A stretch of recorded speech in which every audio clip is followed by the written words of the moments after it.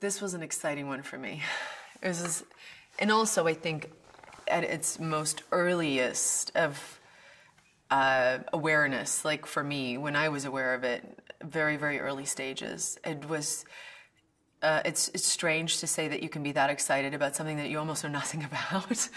But I think it says a lot about George Miller and his imagination and the worlds that he created, and a character that, you know, I couldn't even pull from the other worlds of this world. You know, she was brand new, but I met him once, and I just knew that it was going to be something really special. Yeah, and then of course he so didn't let me down.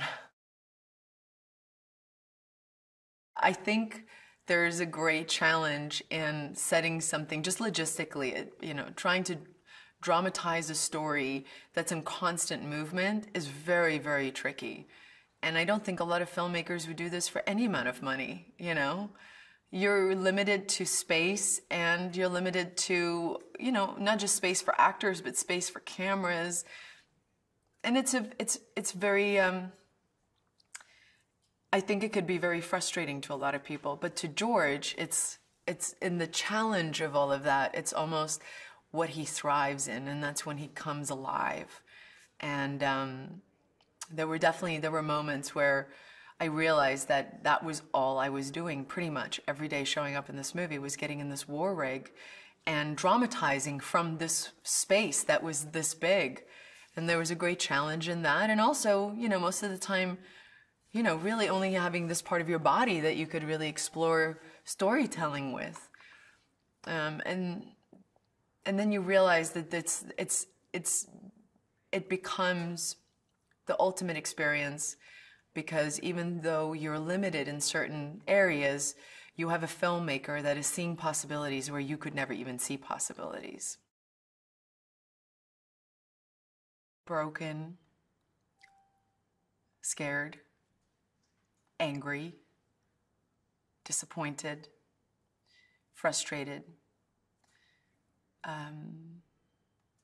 Yeah, those were the elements of conversations that I had with George that really, really, really just got the creative part for me going, because he was so excited about creating an anti-heroic woman, a woman that didn't set out to be a hero, who was really driven by these very, very pure human flaws, things that we're told not to have or not to feel, that finally just overcome her and sets her into this motion that changes her life forever.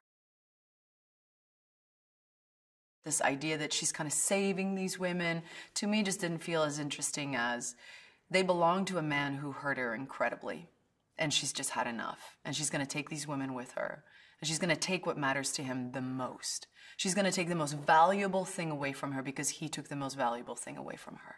So it really is the ultimate story of revenge that starts this woman's drive off. And so it was, you know, there were little things that kind of geared us in a direction. And George was always so willing to go there with me. God bless him.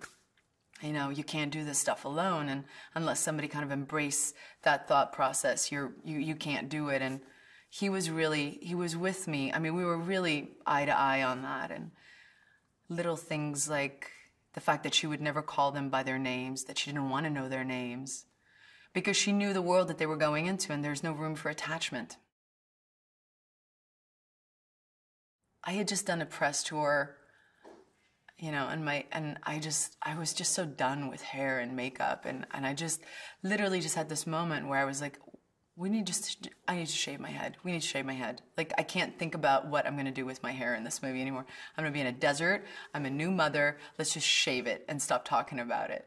And I called George because I was so excited that I was, you know, that I had finally come to this conclusion. I think I woke him up at like 3 a.m. and I said, George, we have to shave my head. And he just took this breath. It was like finally he could breathe, and he just went, yes.